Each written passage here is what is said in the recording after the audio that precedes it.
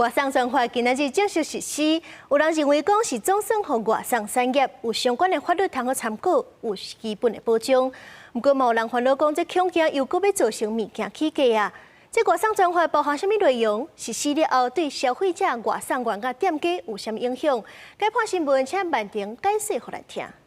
是主播，观众朋友大家好，今仔日是外送专法实施的头一天。而这个法主要就是希望确保外送员、消费者佮合作店家的权益，希望伫咧契约、资讯佮有争议的部分拢会当清清楚楚。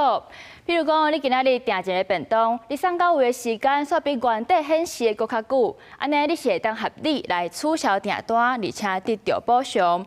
因若你是头一摆订会员的人，你伫咧7日以内嘛会当解除契约。若是你想要搁继续订，嘛会甲你提醒，袂等到你的扣做互人扣钱才来发现。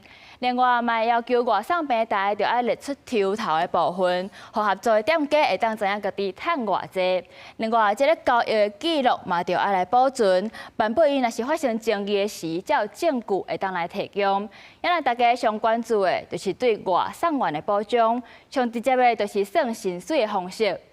用过是照路程来算钱，也就是讲你送愈远就会赚愈济。不过在中搭车或者是等餐点做好的时间，煞拢无算入去。即马新制度是改做以时间来算钱，按照比例爱有上价工资的1.25倍，而且上无爱有45块。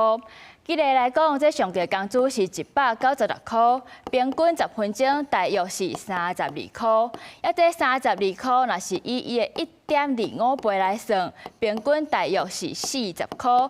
不过外送平台也是爱互外送员45块，这就是对外送员的保障。另外，嘛有增加申诉的管道甲保险的部分。有这个保障虽然是好代志，不过也提升外送平台的成本，这个钱就可能会反映伫消费者甲合作店家的部分。以消费者来讲，这优惠的部分是有可能会来减少，免运的条件嘛会来增加，这会员的费用嘛有可能会加悬。因为对合作店家来讲，这服务费的部分嘛有可能会起价。这新制度实施，定着是牵涉到经济方面，不过这实际上影响就爱搁观察。以上就是今仔日的解剖新闻，咱从镜头交登去主播。